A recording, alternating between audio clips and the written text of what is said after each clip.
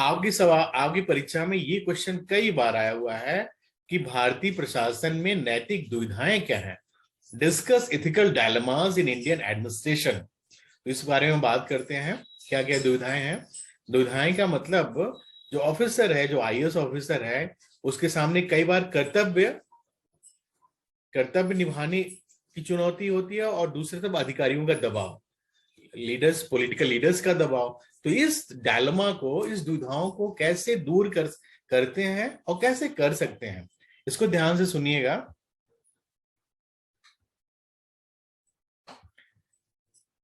जो हम आगे स्लाइड में बात कर रहे हैं, उन कॉन्फ्लिक्ट्स में जो पब्लिक एडमिनिस्ट्रेटर हैं, जो आईएएस ऑफिसर हैं, खुद को दुविधा की स्थिति में पाते हैं।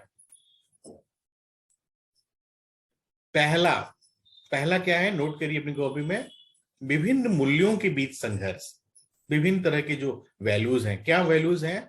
आईएएस ऑफिसर को इफिशियंसी के साथ काम करना चाहिए, लेकिन उसको अकाउंटेबल भी बनना चाहिए। तो इस तरह एक संघर्ष उनके बीच पैदा होता है उनके काम करने के तरीके में। दूसरा, आचार संहिता के जो पहलू हैं। आचार संहिता के क्या पहलू हैं? कई बार आईएएस ऑफिसर बहुत अच्छा काम करते हैं, तो उनको पुरस्कार देने की प्रवृत्ति समाज में के कुछ समुदायों में पैदा हो जाती है। तो क्या वो इस तरह के पुरस्कार ले सकते हैं पद पे रहते हुए? तो ये, और अगर लेते हैं तो ये आचार संहिता के दायरे में आता है, कोड ऑफ कंडक्ट के दायरे में आता है। तो इस चुनौती को फिर कैसे निपटा जाए?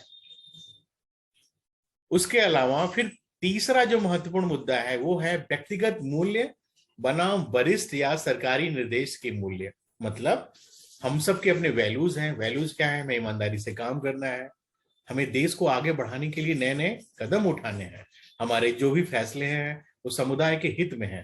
तो ये आईएएस ऑफिसर इस व्यक्तिगत मूल्य से प्रेरित होकर काम करता है। लेकिन कई बार उसके वरिष्ठ पॉलिटिकल लीडर्स या सरकारी जो बड़े, उनसे बड़े जो अधिकारी हैं, जो उनसे बड़े पोजीशन में बैठे हुए हैं, कुछ ऐसे निर्देश देते हैं जो उनके व्यक्तिगत मूल्यों के खिलाफ हैं। तो फिर क्या करे वो ऑफिसर? हम उसकी चर्चा करेंगे। पहले चुनौतियों के बारे में देख लीजिए। चौथी चुनौती क्या है? पेशेवर नैतिकता बनाम एक पर्यवेक्षक प्राधिकरण द्वारा एक अनुचित आदेश का पालन करना। जो आईएएस ऑफिसर हैं वो प्रोफेशनली मॉरल तरीके से काम करना चाहते हैं, लेकिन जो प्राधिकरण है, जो पर्यवेक्षक है, वो जो उन्हें आदेश दे रहे हैं वो उनकी पेशेवर नैतिकता के भूमिका में आड़े आ रहे हैं, उनको दिक्कत आ रही है। एक चुनौती है।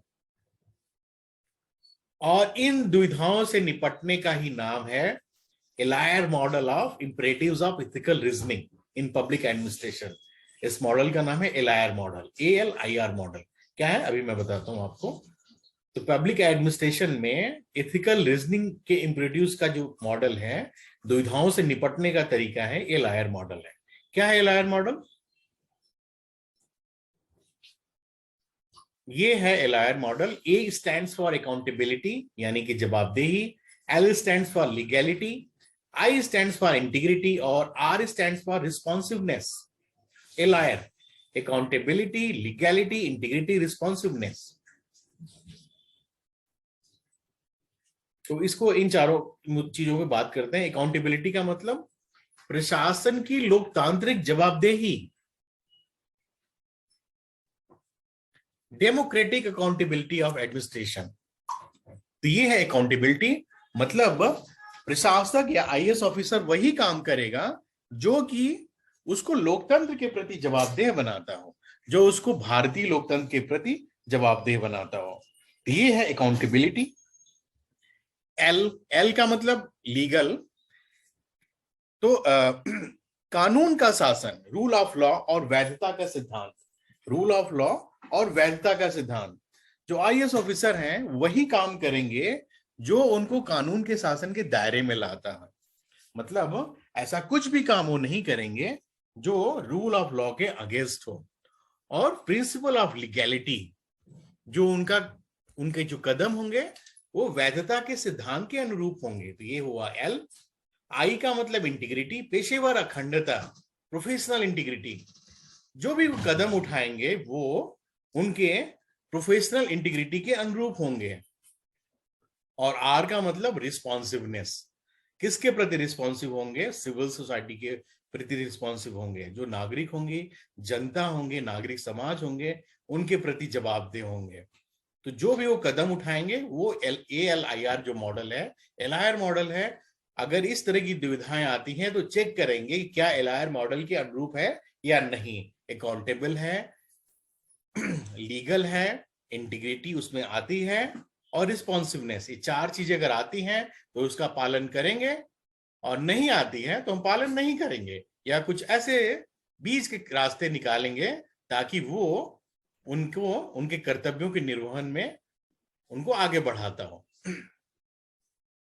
कुछ और नैतिक मुद्दे हैं जो बड़े महत्वपूर्ण हैं, जो सरकारी अधिकारियों के अलावा दूसरे क्षेत्रों में दूसरे बिंदुओं पर आते हैं, उनके बारे में ये बात करते हैं। क्या है ये अन्य नैतिक मुद्दे? एम्प्लॉयर्स के एथिकल इश्यूज क्या है? उनमें एक महत्वपूर्ण मुद्दा है, आए दिन हमें सुनने को मिलता है, कार्यस्थल पर यौन उत्पीड़न, सेक्सुअल हैरेसमेंट।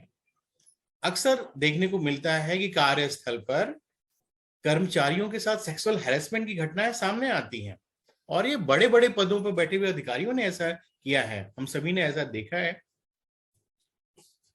मीडिया में सुनने को आता है। तो ऐसे अपराधों में शामिल लोगों के खिलाफ कार्रवाई से बचना सख्त मना है। आप इनके खिलाफ कार्रवाई करेंगे क्योंकि आपकी जवाबदेही है, आप एक IAS ऑफिसर हैं या आप किसी ऑर्गेनाइजेशन के हेड हैं, तो आपको ऐसे दोषियों के खिलाफ कार्रवाई करनी है आपको, और ताकि पीड़ित को न्याय मिले। लेकिन जो सबसे बड़ा चैलेंज है कि इस पर एक कानून भी बनाया गया है। कानून होने के बाद भी आज देश में ऐसी बहुत सारी छोटी बड़ी कंपनियां हैं जिनके पास महिला संबंधी शिकायतों के समाधान के लिए आंतरिक समितियां ही नहीं है। अगला क्या मुद्दा है? जेंडर न्यूट्रलिटी का मुद्दा है, मतलब लैंगिक समानता होनी चाहिए। महिला हो या पुरुष, किसी भी संगठन में वो काम कर रहे हैं तो उनके साथ हर तरह का जो व्यवहार होगा वो समान होना चाहिए। लेकिन ऐसा देखने में आया है कि मातृत्व अवकाश या दूसरे लिंग संबंधी पूर्वाग्रहों के कारण कुछ संस्थान या कुछ संगठन महिलाओं को काम पर रखने की प्रवृत्ति उनमें कम पाई जाती है, क्योंकि उनको लगता है कि मातृत्व अवकाश के लिए उनको छुट्टी देनी पड़ेगी, या अगर कोई दिक्कतें आती हैं तो उन दिक्कतों से निपटने के लिए उनके ऑर्गेनाइजेशन में कन्फ्लिक्ट पैदा हो सकते हैं। तो इसलिए जेंडर न्यूट्रलिटी एक समस्या है। और विभिन्न तरह की जो स्टडीज बताते हैं कि महिलाओं का जो नेतृत्व कौशल है वो बहुत ज्यादा अच्छा होता है। इसके बावजूद विभिन्न संगठनों में उनके साथ भेदभाव के बहुत सारे मुद्दे सामने आए हैं। तो इस तरह की पूर्वाग्रह की प्रवृत्ति रखने वाले जो संगठन होते हैं वो महिलाओं को कम प्रोडक्टिव मानते हैं। ये एक नैतिक मुद्दा है। निजी क्षेत्रों में नैतिक मुद्दे क्या हैं? प्राइवेट सेक्टर में मॉरल इथिकल इश्यूज क्या हैं? ये भी आपके एग्जाम में आया है, तो इसको समझिए क्या है। शेयर मार्केट में एक मुद्दा है इनसाइडर ट्रेडिंग और manipulation of share prices. Insider trading, तो पहले देखिए इनसाइडर ट्रेडिंग है क्या। जब कोई व्यक्ति गैर कानूनी तरीके से किसी शेयर की खरीद करे या बिक्री करे और ऐसा करके फायदा कमाए तो इसे इनसाइडर ट्रेडिंग कहते हैं, मतलब भेदिया कारोबार। लेकिन ये इनसाइडर जो वर्ड है वो एक खास तरह को ध्यान में रख के इसको ये वर्ड यूज किया गया है। इनसाइडर मतलब घर का व्यक्ति, अंदर का व्यक्ति, भेद देने वाला व्यक्ति ही इस तरह के अनैतिक काम में इन्वॉल्व होता है। और कौन इन्वॉल्व होता है? किसी बड़ी कंपनी के मैनेजमेंट से जुड़ा हुआ व्यक्ति कंपनी के अंदर की अहम जानकारियों के आधार पर इनसाइडर ट्रेडिंग में इन्वॉल्व होता है। मान लीजिए कोई कंपनी है किसी दूसरी कंपनी के साथ विलय करती है या अपनी कंपनी के शेयर गिरवी रखकर पैसा इकट्ठा करना चाहती है, तो ये सब सारी जो जानकारियां हैं मैनेजमेंट से जुड़े हुए लोगों को होती है, प्रमोटर को होती है। तो इससे क्या होगा? कंपनी का शेयर बढ़ेगा, और जब शेयर बढ़ेगा तो डील के अनाउंस होने के पहले ही जिनको जानकारी होती है वो अपने करीबियों के नाम शेयर खरीद लेते हैं, और जब शेयर खरीद लेते हैं तो डील के अनाउंस होने से शेयर के दाम में उछाल आ जाता है। और फिर वो शेयर बेच के मुनाफा कमा लेते हैं।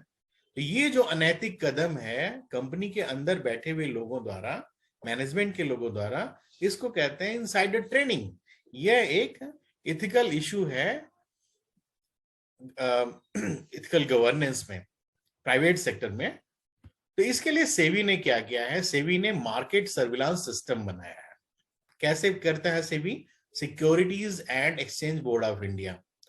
मार्केट सर्विलांस सिस्टम क्या करता है, मार्केट में जो असामान्य मार्केट का पैटर्न जैसे सेबी को दिखता है वो मॉनिटर करके उन बिंदुओं की पहचान कर लेता है, और पहचान करके दोषी लोगों की पहचान करने के तरीके निकालता है और फिर कार्रवाई करता है। और सेबी ने ऐसा कई बार किया है और कई कंपनियों को इनसाइडर ट्रेडिंग के आरोप में दंडित किया जा चुका है। तो ये एक इथिकल इशू है प्राइवेट सेक्टर में। प्राइवेट सेक्टर में एक और इथिकल इशू जो आपने हाल के दिनों में देखा होगा, ओलिगोपोली या मोनोपोली। ओलिगोपोली मतलब अल्पाधिकार या एकाधिकार। कम्युनिकेशन सेक्टर में, टेलीकम्युनिकेशन सेक्टर में, दूरसंचार के क्षेत्र में आपने देखा होगा सिर्फ 2 या 3 कंपनियों के ही सिम कार्ड बिकते हैं पूरे मार्केट में। इतना बड़ा मार्केट है, इतनी बड़ी आबादी है, इतना बड़ा देश है, और सिर्फ 2-3 कंपनियों के सिम कार्ड बिकते हैं। ये है एकाधिकार, यानी कि ये जो संचार क्षेत्र है कुछ बड़े समूहों के एकाधिकार से पीड़ित है। और यही नहीं, एक और दुर्भाग्य की बात है कि अगर नए प्लेयर्स अगर आते हैं, नई कंपनी आने की कोशिश करती हैं, तो ये लोग प्राइस वार शुरू कर देते हैं। प्राइस वार, मूल्यों का युद्ध कैसे करते हैं? या तो सब कुछ फ्री देने लगते हैं, एकदम मुफ्त, क्योंकि उनके पास इंफ्रास्ट्रक्चर है, पैसा है। तो जब सब मुफ्त कर देंगे तो जनता को चाहिए क्या? वो कम पैसा खर्चा करना पड़े, कम नहीं खर्च करना पड़े। तो जो नई कंपनियां हैं वो सरवाइव नहीं कर पाती हैं और कुछ समय के बाद उनका अस्तित्व खत्म हो जाता है। और जब जनता में, लोगों को, कंज्यूमर्स को, उपभोक्ता को ये जो प्लेयर्स हैं जो मैनिपुलेट कर रहे हैं, इनके उत्पादों की लत लगती है, तो फिर वो अचानक दाम बढ़ा देते हैं और भारी मुनाफा कमाते हैं। और प्रतिस्पर्धियों को बाहर करने का ये जो अनैतिक तरीका है, पैसा बहाकर प्रतिस्पर्धियों को बाहर कर देना और फिर अचानक अपने उत्पादों के दाम बड़े लेवल तक बढ़ाना, इसे नियंत्रित करने का काम करता है भारत में प्रतिस्पर्धा आयोग। तो ये सारे मुद्दे हैं, निजी क्षेत्रों के मुद्दे हैं। आइए, कर्मचारियों के नैतिक मुद्दे क्या हैं? और ये निजी क्षेत्रों में और सरकारी क्षेत्रों में दोनों में देखने को मिलता है। दूसरे के काम का श्रेय लेना, ये बहुत बड़ी परेशानी प्राइवेट सेक्टर में ज्यादा देखने को मिलती है और गवर्नमेंट सेक्टर में भी है। यहाँ हमने इंडिकेट करने के लिए एक आईएएस ऑफिसर का फोटो लगाया है। थोड़े से स्मार्ट दिख रहे हैं, तो बस आपको एक मैसेज देना है कि एक आईएएस ऑफिसर इन मुद्दों को कैसे निपटता है। तो क्या कई बार सफलता का श्रेय लेने की कोशिश लोग करते हैं और असफलता के दोष को नकार देते हैं। ये एक अनैतिक प्रथा है और टीम जो लीडर्स हैं उनमें ये चीज देखने को मिलती है। इसका एक बड़ा इंटरेस्टिंग सा उदाहरण है जो आप समझिए। प्रोफेसर सतीश धवन 1979-1980 उस समय इसरो के अध्यक्ष थे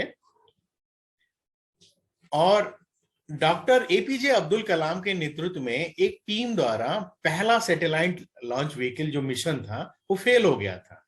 लेकिन प्रोफेसर सतीश धवन चूंकि इसरो के अध्यक्ष थे और उस लॉन्च व्हीकल की टेक्निकल एक्टिविटीज में उनका रोल था, तो उन्होंने एक्सेप्ट किया प्रेस को बुलाकर और उन्होंने कहा कि जो गलती हुई है हमारे द्वारा हुई है, और इसको खुल के उन्होंने एक्सेप्ट किया और इसके द्वारा एक नैतिक प्रदर्शन, मतलब उनके व्यवहार से पता चला। इस घटना को थोड़ा सा और समझाता हूं मैं आपको। प्रोफेसर सतीश धवन भारत के जाने माने एयरोस्पेस इंजीनियर थे और इन्हीं को father of experimental fluid dynamics research माना जाता है। एयरोस्पेस इंजीनियरिंग में जो एक्सपेरिमेंटल फ्लूइड डायनामिक्स रिसर्च होता है उसके जनक माने जाते हैं। और इन्होंने 1972 से 1984 तक भारतीय अंतरिक्ष कार्यक्रमों के विभिन्न मिशन का नेतृत्व किया था। ये दाहिनी तरफ का जो चित्र है डॉक्टर कलाम के बगल में है। डॉक्टर कलाम इनको अपना गुरु मानते थे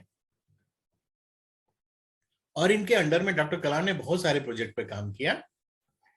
1979 में जब पहला सैटेलाइट लॉन्च व्हीकल लॉन्च किया गया था, उसमें प्रोफेसर धवन इसके डायरेक्टर थे और इस लॉन्च व्हीकल को भेजा गया, लेकिन वो लॉन्च करने में विफल हो गया उपग्रह को। और इसके बाद वो विफलता के बाद बंगाल की खाड़ी में जा गिरा था। ये बात डॉक्टर कलाम की टीम को पता थी कि सिस्टम का जो ईंधन है उसमें लीकेज है, उसमें रिसाव है। लेकिन इन लोगों को लगा, चूंकि ये लोग थोड़ा जूनियर साइंटिस्ट थे, उतने सीनियर नहीं थे उस समय, तो इनको उम्मीद थी कि ये जो रिसाव है, ये जो लीकेज है, नगण्य है और इससे कोई नुकसान नहीं हुआ होगा। लेकिन हुआ इसका उल्टा और सैटेलाइट विफल हो गया और जाके वो बंगाल की खाड़ी में गिरा। लेकिन प्रोफेसर सतीश धवन उस समय इसरो के अध्यक्ष थे। उन्हें डॉक्टर अब्दुल कलाम को बुलाया। डॉक्टर अब्दुल कलाम उस प्रोजेक्ट के डायरेक्टर थे और प्रेस को बताया प्रोफेसर धवन ने, और उन्होंने बोला कि हम असफल रहे और इस असफलता में मेरी भूमिका है, लेकिन मुझे अपनी टीम पर बहुत भरोसा है और मुझे विश्वास है कि अगली बार हम निश्चित रूप से सफल होंगे। इस तरह की घटनाएं बहुत कम देखने को मिलती है कि एक टीम लीडर आगे बढ़ के आता है और जो भी चैलेंजेस हैं, जो भी दिक्कतें आई हैं, उनको एक्सेप्ट करता है और कहता है कि हमारी वजह से चीजें हुई, क्योंकि मैं टीम का लीडर हूँ, मैं इसरो का अध्यक्ष हूँ, मेरे निर्देश पर ये वैज्ञानिक काम कर रहे थे, तो ये मेरी जिम्मेदारी थी कि इस चैलेंज को मुझे समझना चाहिए था। मैं इनसे सीनियर हूँ, काफी सीनियर हूँ, तो लेकिन उन्होंने उस गलती को एक्सेप्ट किया। ये एक बड़ा अच्छा उदाहरण है नैतिकता के क्षेत्र में। अब फिर अगला टॉपिक ये है existing framework for ethical standards in India. भारतीय नौकरशाही में एथिकल स्टैंडर्ड्स को बनाए रखने के लिए क्या ढांचा मौजूद है? Existing framework for ethical standards in India. केंद्रीय सिविल सेवा आचरण नियम 1964 बनाया गया है। ये सब आपको अपनी परीक्षा में कॉपी में लिखना है, ये सब आता है आपकी परीक्षा में। एक तो पहला क्वेश्चन आ जाएगा क्या चैलेंजेस हैं, फिर कौन से डायलेमास हैं, और उसका जो थर्ड पार्ट है ये पूछा जाएगा कि क्या what are the existing framework for ethical standards in India. तो फ्रेमवर्क क्या है? पहला फ्रेमवर्क आप नोट करिए, केंद्रीय सिविल सेवा आचरण नियम 1964, central civil services conduct rules 1964। Bharat की नौकरशाही के आचरण को नियंत्रित करने वाले जो कंडक्ट रूल्स हैं, जो आचार संहिता है, ये मोटे तौर पे सुनिश्चित करते हैं, क्या सुनिश्चित करते हैं? पहला, कि जो आईएएस ऑफिसर है वो गोपनीय जानकारी का खुलासा न करे। कभी कभी ऑफिसर अपने व्यक्तिगत फायदों के लिए प्रेस को जानकारियां दे देते हैं। आपने देखा होगा ना, कई प्रेस वाले लिखते हैं कि हमारे सूत्रों से पता चला, तो यही सूत्र होते हैं, यही सूत्र होंगे अंदर की जानकारी कि प्रेस को कैसे पता चलेगी। तो ये कंडक्ट रूल्स इन चीजों को रोकते हैं कि अधिकारी गोपनीय जानकारी का खुलासा न करें। दूसरा, सरकारी नीति की आलोचना न करें और राजनीतिक रूप से तटस्थ रहें। आप सरकारी नीति की आलोचना मत करिए, क्योंकि आप उस सिस्टम के पार्ट हैं। तो यहाँ पर आपकी ये चीज चूंकि मैं एथिक्स के पेपर में बता रहा हूँ, और साथ में ये भी बताना चाहता हूँ, कुछ बच्चे अपनी कॉपियों में सरकार की नीतियों की बड़ी लगातार आलोचना करने लगते हैं। तो मेरा आपसे कहना यह है कि आलोचना अगर आप करते हैं एक दो मुद्दे, तो उसके क्या समाधान है, उन चीजों को कैसे दूर करें, ये बात जरूर लिखिए। चूंकि आप सिस्टम के पार्ट हैं, आप उस सिस्टम के हिस्सा बनने जा रहे हैं, तो आप इस तरह सरकार की नीतियों की आलोचना नहीं कर सकते। आपको राजनीतिक रूप से तटस्थ रहना पड़ेगा। ये पूरी तरह से केंद्रीय सिविल सेवा आचरण नियम 1964 का उल्लंघन माना जाता है। उसके बाद जो दूसरे जो नियम है, प्रशासनिक अधिकारी मतलब आईएएस ऑफिसर, पुलिस अधिकारी इंडियन पुलिस सर्विसेज, और वन सेवाओं के अधिकारी इंडियन फॉरेस्ट सर्विसेज, इनके लिए कौन सा आचरण अधिनियम बना है? अखिल भारतीय सेवा आचरण नियम 1968, all India service conduct rules 1968। ये जो तीन अधिकारी हैं, इन आचरण नियम का पालन करेंगे अपनी गतिविधियों में और अपने क्रियाकलाप में। उसके बाद जो दूसरे अधिकारी हैं, कौन से अधिकारी हैं?